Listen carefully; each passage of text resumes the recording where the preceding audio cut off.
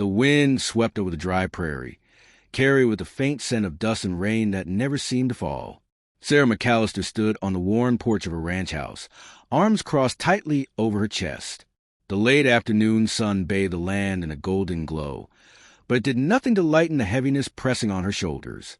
She had been alone here for nearly 2 years. Ever since Daniel, her husband, had been laid to rest beneath the old oak on the hill. The ranch had been Daniel's dream, built with sweat and stubborn pride. Now it was Sarah's burden. The barns needed repair. The cattle were fewer each season, and the fences seemed to break faster than she could mend them. The bank's letters piled up on her desk inside, each one a reminder that her time was running out. The land note was overdue again, and if she didn't make a payment soon, she risked losing everything. Neighbors whispered behind her back when she went into town for supplies. Some said she should sell the place and move in with relatives. Others hinted she couldn't handle the ranch without a man's hand to guide it. Sarah heard their voices, but she kept her chin high and her answers short. She had no intention of letting strangers dictate her life. The truth was, she was exhausted. Every day began before dawn and ended long after the last light faded from the sky. Her hands were rough from rope burns, her back ached from hauling feed sacks, and her spirit felt worn thin. But still, she pushed on. This ranch was more than land and buildings. It was the last piece of Daniel she had left. That morning, she'd sat at the kitchen table, staring at the latest bank notice. The paper felt heavy in her fingers. One more missed payment, it warned, and foreclosure proceedings would begin. She could almost hear the banker's voice in her mind, smooth and patronizing, telling her the offer to buy the land was still on the table. It made her stomach turn. She rose from the table, shoving the paper into a drawer, and stepped outside to face the chores. The corral gate hung crooked on its hinges again. She fetched her tools from the shed, the wooden handle of the hammer familiar in her grip. The steady rhythm of pounding nails was oddly comforting. It was work she understood, work she could control. By midday, the sun was high and merciless. Sweat soaked the back of her blouse as she moved to the pasture to check on the cattle. They were thinner than she liked, and hay prices had climbed higher this year. She knew she'd have to find another way to stretch what little feed she had left. Every decision felt like a gamble she couldn't afford to lose. On her way back, she paused at the hill where Daniel was buried. The simple wooden cross stood against the sky, the grass around it swaying in the breeze. She knelt for a moment, brushing her fingers across the weathered name carved into the wood. "Don't worry, Daniel," she murmured. "I'm still here. I'm not giving up." But as she stood again and walked down the slope, a part of her wondered how much longer she could keep that promise. That evening, the sun dipped low, setting the horizon ablaze with streaks of orange and crimson. Sarah sat on the porch steps with a chipped cup of coffee cradled in her hands. The land stretched out before her, beautiful and unforgiving. Somewhere out there, the answer to her troubles had to exist. She just hadn't found it yet.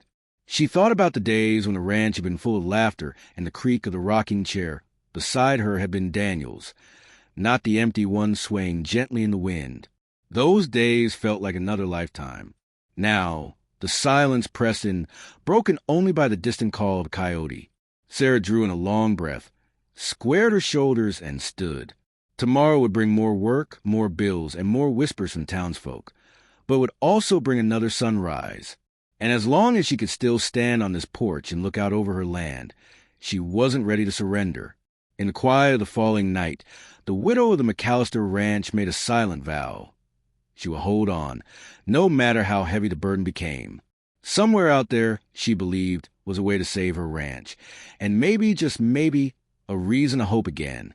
The dusty main street of Dry Creek was quiet that morning, save for the rhythmic clop of hooves as a lone rider entered town. His hat was pulled low against the sun, shadowing his face, and his coat, once a fine brown, was faded and patched in more places than one could count. The man rode a rangy bay horse whose ribs showed faintly beneath its coat, a living testament to long miles and little feed.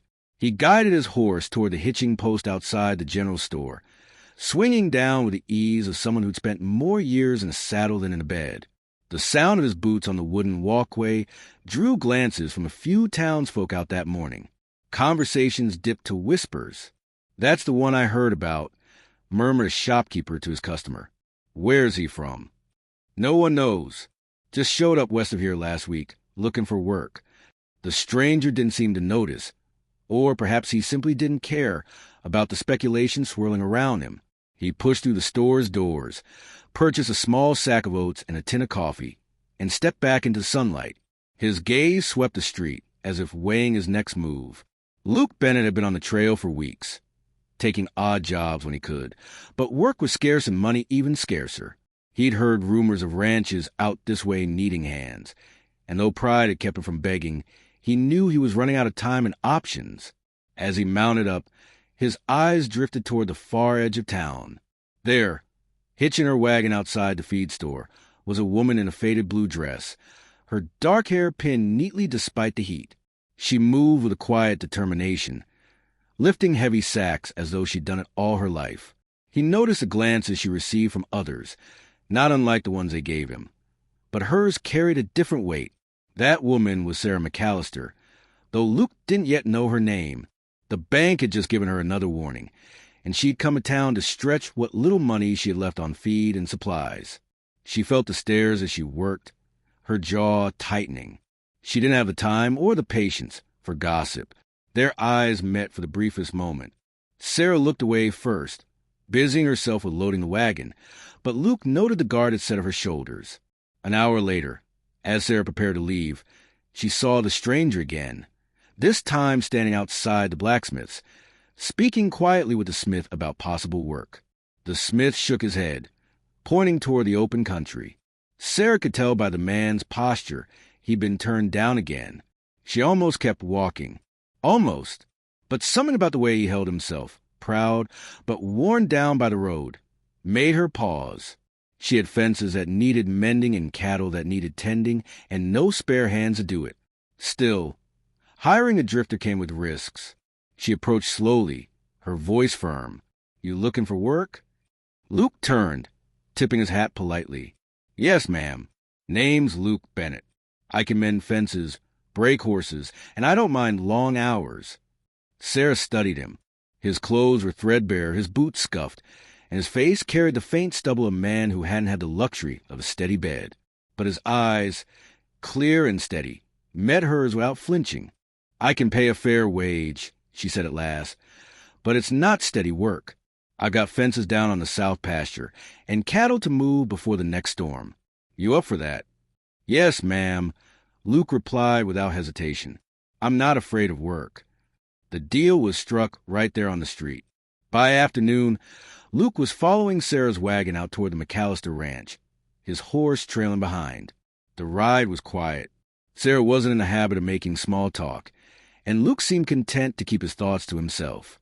As the ranch came into view, its weathered barn, leaning corral, and wide field stretching toward the horizon, Luke took in signs of hard times. He didn't need to ask.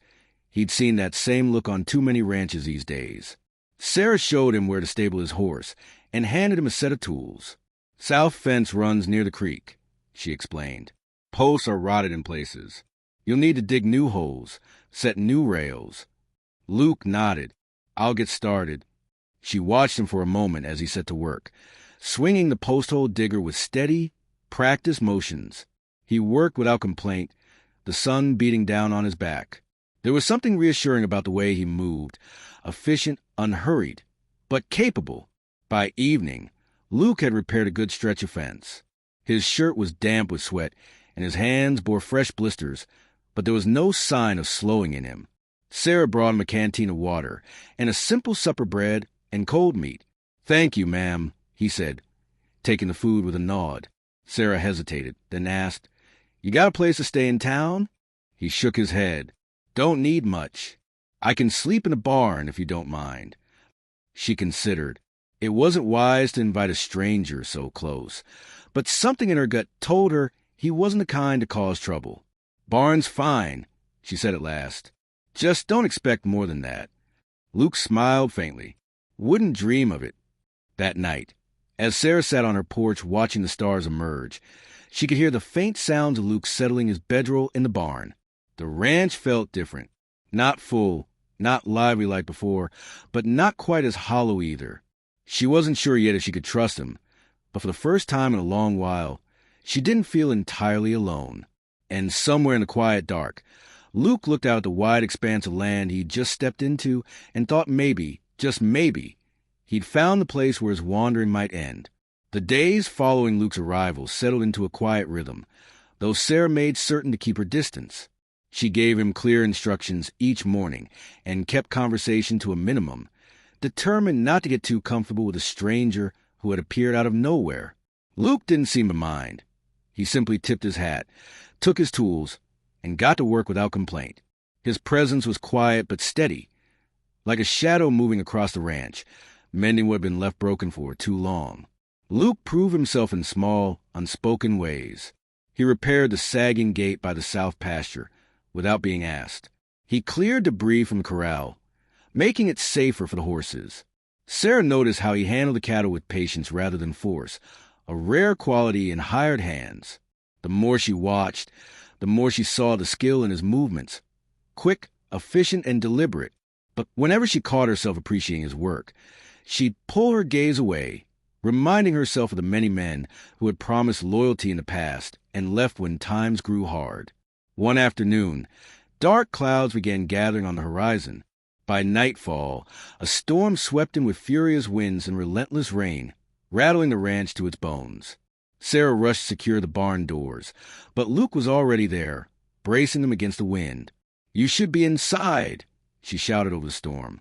"Not until everything's safe," he replied, his voice calm and unwavering. Together they battled the rain, pulling tarps over feed supplies and guiding the frightened cattle back into shelter. By morning, the worst of it had passed, but the damage was clear. A section of fencing along the east boundary had been flattened by fallen branches. Without hesitation, Luke took up his tools and began repairs, mud clinging to his boots as he worked from sunrise to sunset. Sarah brought him water at midday, and for the first time, they shared a quiet moment side by side. No words passed between them, but the look they exchanged was enough to say, "I see your effort, and I'm grateful." In the days that followed, Sarah caught herself watching him more closely. There was something about the way he carried himself, determined yet humble, that unsettled her guarded heart. Luke, for his part, never pressed a conversation, but when their paths crossed, there was always a respectful nod or a small, knowing smile. It wasn't trust, not yet, but it was something Sarah hadn't felt in a long time. The ranch still bore the scars of the storm, but with Luke's steady presence, the work felt lighter somehow. And though Sarah would never admit it aloud, the quiet, unshakable cowboy had begun to chip away at the walls she'd built around herself. The days after the storm carried a calmer air over the ranch. The fences were mended, the cattle settled, and the grass glistened fresh from the rains. Sarah found herself lingering near Luke more often, watching him work with the same steady focus he'd shown since the day he arrived. She told herself it was only to ensure the job was done right, but deep down, she knew it was something else, a curiosity she couldn't shake. One afternoon, while Luke was oiling the leather on his saddle in the barn, Sarah stepped inside with a bucket of oats for the horses. The air was thick with the scent of hay and with polish. For a moment, neither spoke. Then, in a voice low and measured, Luke said, "I figure you've been wondering why a man like me comes to a place like this with nothing but a horse and a bedroll." Sarah hesitated, but nodded. She had wondered. His hands kept working as he spoke. "I used to work for a big cattle outfit down south. Thought I'd found a place I could settle into. The owner, he wasn't the kind of man he pretended to be. Promised me a cut of the profits. Said I'd have a stake in the herd if I stuck around. Years I gave him. Hard years. When the time came, he claimed I'd never earned a dime more than my wages. Told me if I didn't like it, I could leave." His jaw tightened. "So I did, with nothing but this horse under me and a trail of dust behind." Sarah leaned against the stall door, her own heart tightening. "Men like that, they take more than your money," she said softly. Luke glanced at her, and something unspoken passed between them. She took a slow breath. "My husband, James, he was a good man. This ranch was his pride. But he fell sick one winter, and nothing we did could save him. I buried him out by the cottonwoods." Since then, the bank's been circling like buzzards, and the neighbors, well, they think a woman can't keep a ranch going alone. Luke's eyes softened, the hard edge in them giving way to something gentler. "Reckon they've never met you," he said. The words caught her off guard. She felt a warmth in her chest that had nothing to do with the afternoon sun filtering through the barn slats. For a moment, silence hung between them, but it wasn't uncomfortable. It was a kind of silence that comes when two people find a piece of themselves in someone else's story. Later that evening, they worked side by side repairing a section of corral. Their movements were quiet, in sync, as if they'd been doing it for years. When their hands brushed while passing tools, Sarah didn't pull away as quickly as she might have before. Luke didn't linger on the touch, but she saw the faintest smile tug at the corner of his mouth. As the day faded into a wash of pink and gold, Sarah stood on the porch, watching Luke lead the horses into barn for the night. His figure moved slow and steady, the way a man does when he's carrying more than just the weight of the day. She realized then that Luke wasn't just another drifter passing through. He was a man shaped by loss, just like her, and perhaps, in the quiet spaces between their paths, they could start to build something neither had dared hope for in a long time. The morning sun hadn't yet burned off the cool mist when Sarah hitched the wagon to head into town for supplies. Luke offered come along, saying nothing more than, "Two sets of hands make lighter work." Sarah didn't argue.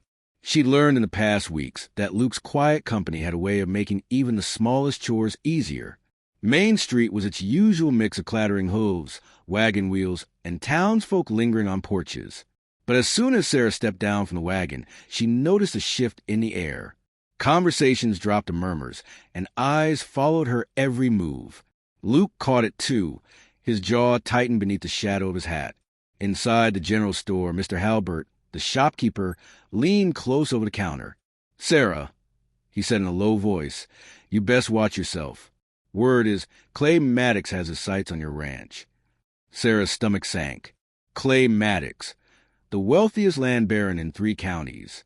A man known for buying up land by any means necessary. "I'm not selling," she said flatly, slipping coins onto the counter. "You may not have a choice," Halbert warned. "Men like Maddox don't take no kindly."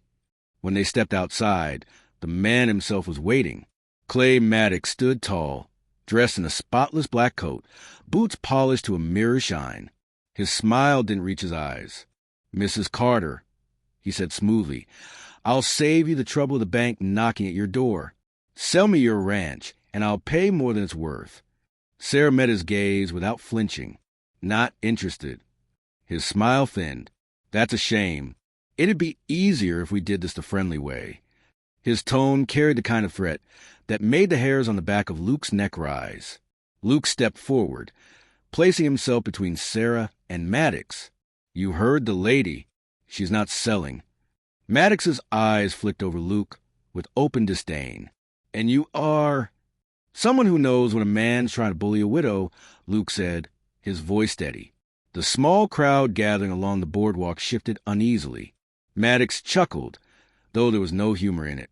"Careful, cowboy. Men who cross me don't tend to last long around here."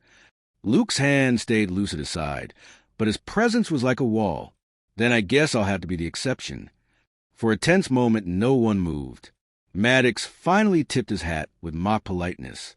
"Enjoy your day, Mrs. Carter. I'll be seeing you." As he walked away, the whisper started. Some folks admired Luke's boldness.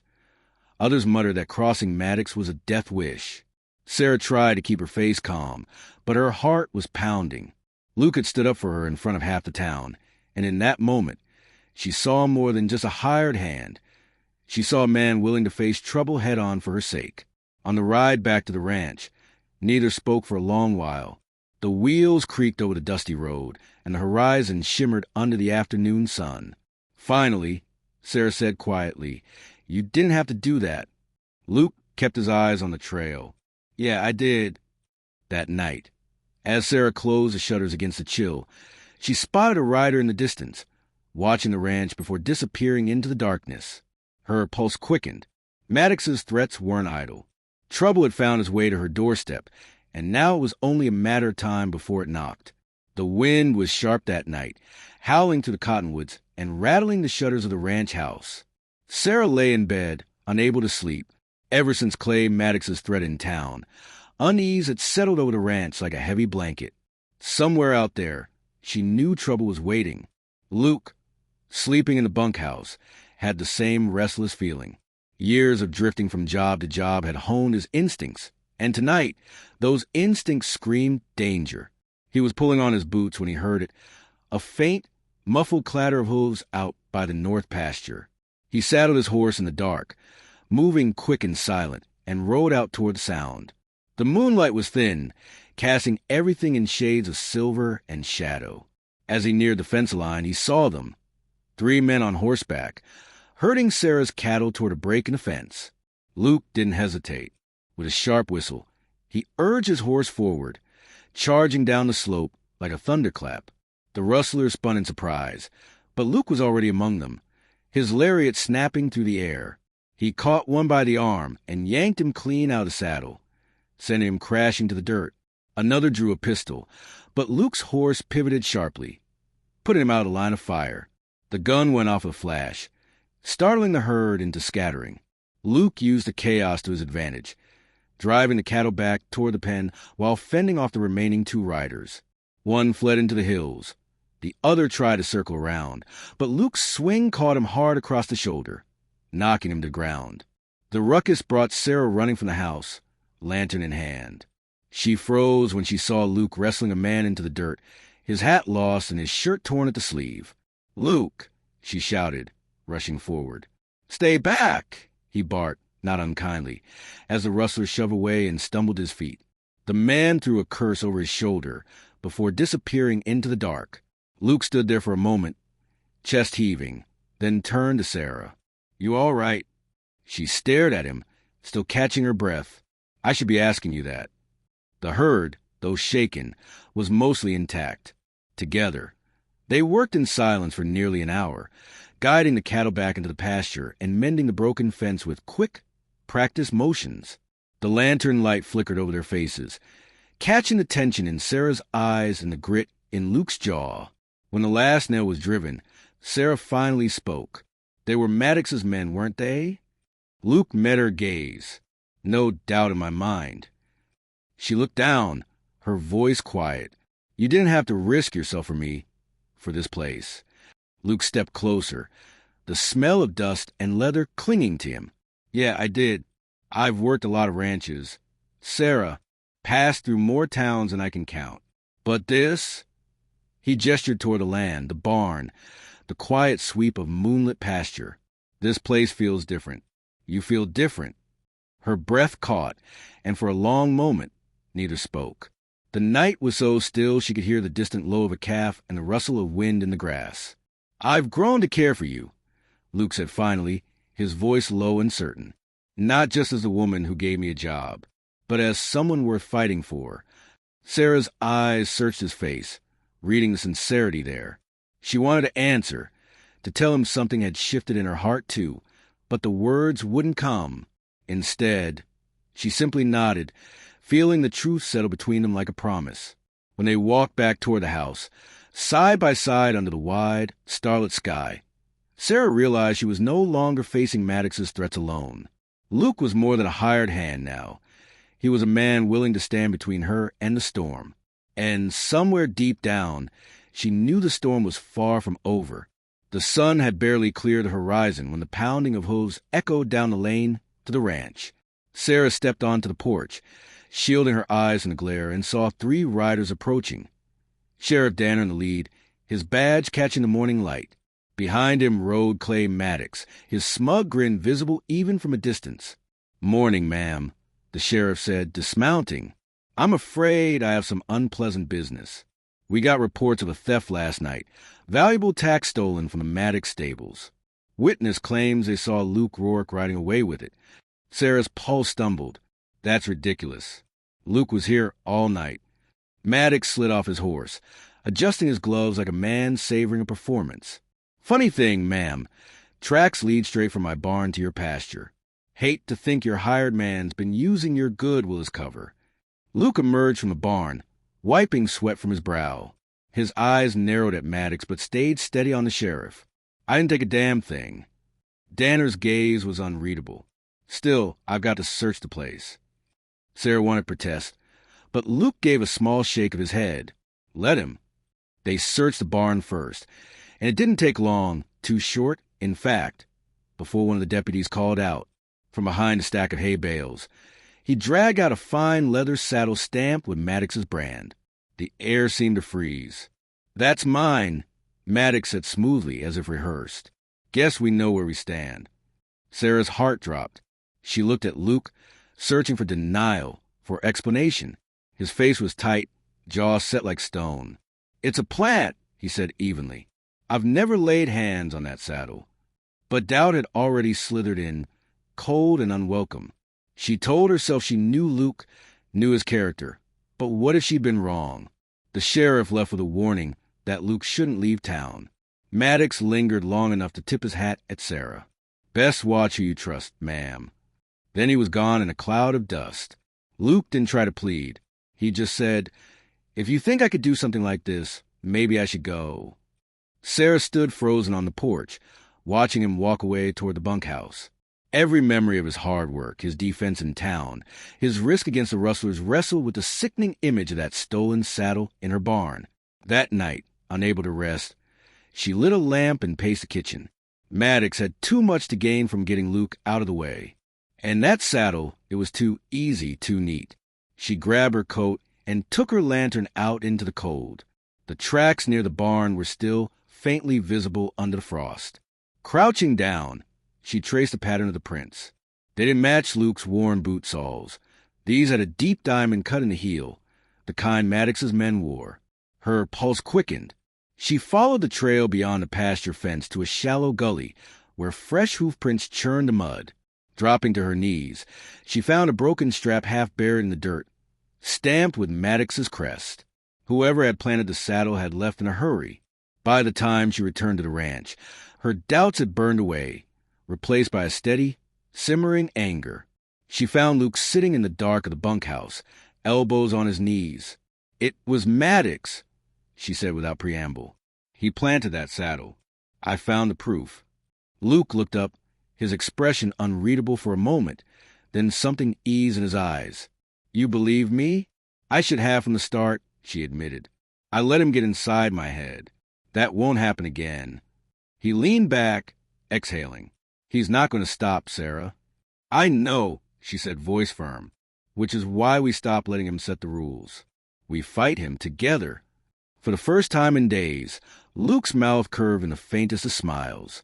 Then he's in for a hell of a surprise. Outside, the wind rose, rattling the shutters like distant drum beats. The storm Maddox had been stirring was nearly upon them. But now Sarah wasn't facing it alone. She had made her choice, and she would see it through. The morning of the town meeting dawned cold and gray, as if the weather itself understood the weight of the day. Sarah stood in front of the mirror, fastening the buttons of her best dress, the one she wore only on Sundays. Across the room, Luke pulled on his coat, his jaw set with quiet determination. Neither spoke much. They didn't need to.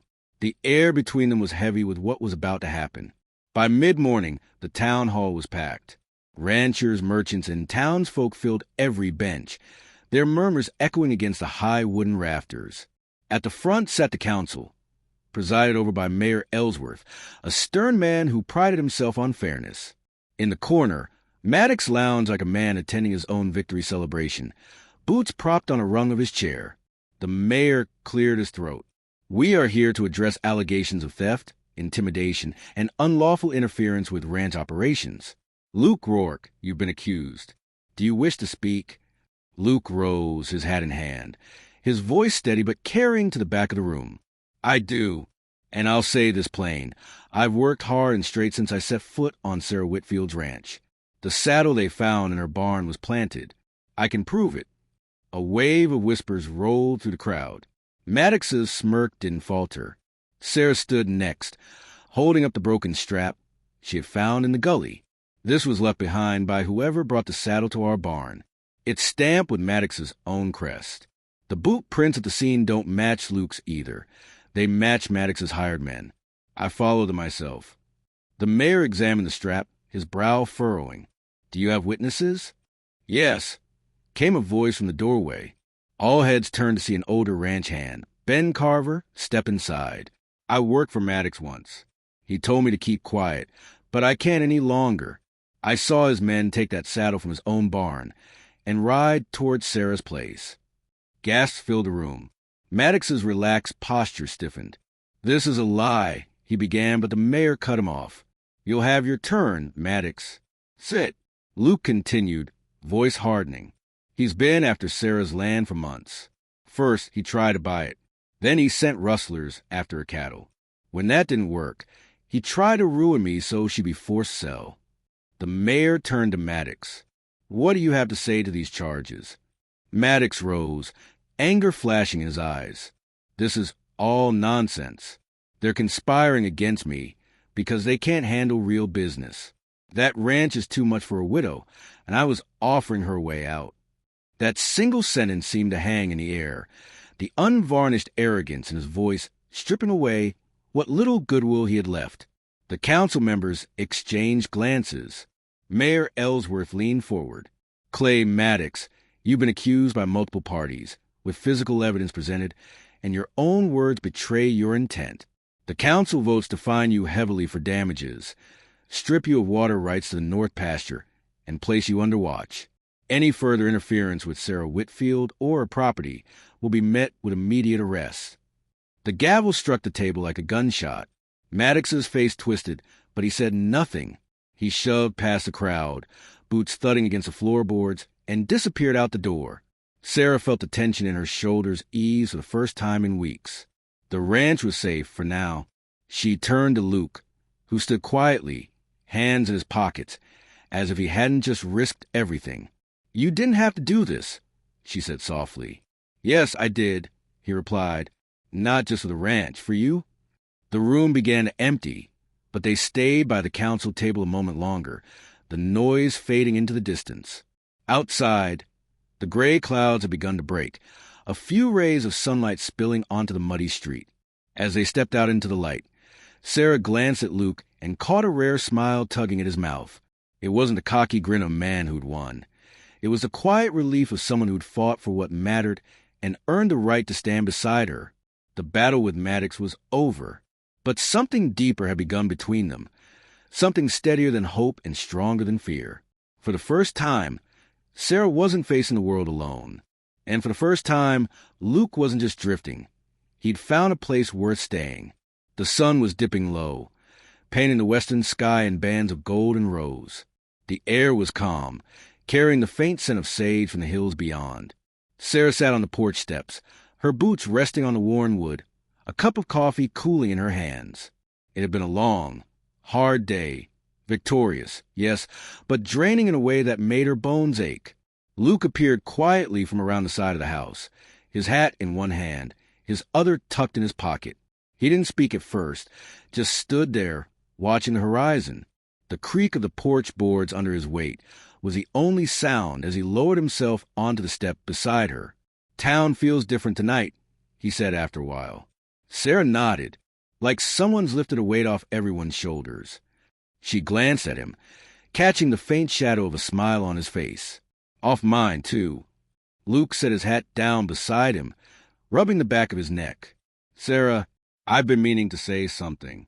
Been carrying around for weeks, and I reckon after today, I'd be a fool to keep quiet." Her heart gave a small, nervous jolt. "Go on," she said, though her voice came out softer than she intended. He took a slow breath, his eyes fixed on the far ridge, as though the words might come easier if he didn't look directly at her. "When I came here, I didn't have much. No land, no family worth mentioning. Just my boots and a horse, and a little hope I couldn't quite kill off. You gave me more than work. You gave me a place to belong." Sarah swallowed, her fingers tightening around her coffee cup. "You've earned your place, Luke. More than anyone ever could." He turned toward her then, his gaze steady, his voice low but sure. "It's not just about the ranch. Somewhere along the way, I realized I'd fight for you, even if there wasn't a fence post or a head of cattle between us. You're my reason now." Her breath caught. The sincerity in his eyes made it hard to look away. Luke shifted, reaching into the inside pocket of his coat. From it, he pulled a small, worn leather pouch. "This was my mother's," he said, placing it in her hands. Inside lay a simple silver band, a little tarnished from years of keeping. "She told me to give it to the woman I couldn't imagine living without." Sarah's lips parted, but no words came. As the night deepened, the porch light casting a soft halo around them, Sarah knew this wasn't just in a fight. It was the start of something worth every hardship they'd endured. And with Luke beside her, she felt certain of one thing. Whatever came next, they'd face it together. The weeks that followed were unlike anything Sarah had known in years. The ranch, once a place of constant worry and silent burdens, now bustled with life. Fences were mended, cattle grazed fat and content in pastures, and the barn echoed with the easy rhythm of work done with purpose. Neighbors stopped by often, not out of pity, but to share coffee, stories, and laughter that rolled across the open fields like a fresh breeze. Luke had become as much a part of the ranch as the wind in the grass and the sun over the hills. He rose before dawn, worked alongside Sarah through the day, and ended his evenings with her on the porch, watching the stars blink awake. The land seemed to respond to the peace between them. It felt warmer, more alive, as though it had been waiting for this moment too. The wedding was small, just as they both wanted. They chose the open pasture behind the house, where the horizon stretched endlessly and the sky itself seemed to bless the day. A few close friends, the local pastor, and the gentle sound of wind through the tall grass were all they needed. Sarah wore a simple white dress that caught the sunlight like water, and Luke, in his best shirt and vest, looked every bit the man she had come to love, steady, dependable, and entirely hers. When the pastor asked Luke to speak, he cleared his throat, his usual calm voice rough with emotion.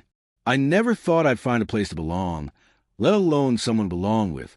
Sarah, you've given me more than love. You've given me home, and I'll spend the rest of my days proving I'm worthy of it." Sarah's eyes shone as she replied, "Luke, you walked into my life when everything felt like it was falling apart. You didn't just save this ranch. You saved me, and I promise to stand with you through every season this land brings us." They sealed their vows with a kiss under the wide, endless sky, the sound of applause mingling with the wind. It wasn't grand or loud, but it was perfect. Two people promising each other a lifetime, surrounded by the land they both loved. After the ceremony, friends and neighbors gathered for a meal under the open air. Laughter drifted into the evening, mingling with the scent of fresh bread and roasting meat. Music played from a fiddle, and soon couples were dancing in the grass. Luke pulled Sarah into his arms, swaying slowly, their foreheads touching, the rest of the world falling away. As the sun began to set, Luke fetched the horses. He helped Sarah into the saddle, then swung onto his own, the leather creaking beneath him. They rode side by side, the warm light bathing them in gold, the shadows stretching long behind. Sarah glanced at him, and he reached across to take her hand.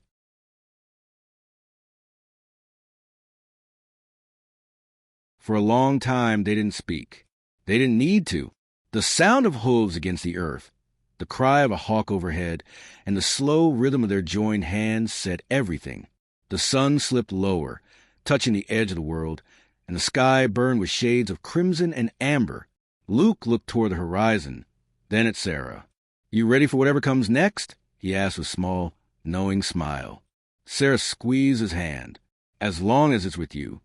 And so they rode on, two silhouettes against the dying light, the promise of tomorrow shining as brightly as the sky before them. Together, they were more than just ranchers, more than survivors. They were a team, bound by love, forged in hardship, and riding toward a future they would build side by side. The last rays of sunlight caught in her hair, and Luke thought, not for the first time, that he had found exactly where he was meant to be.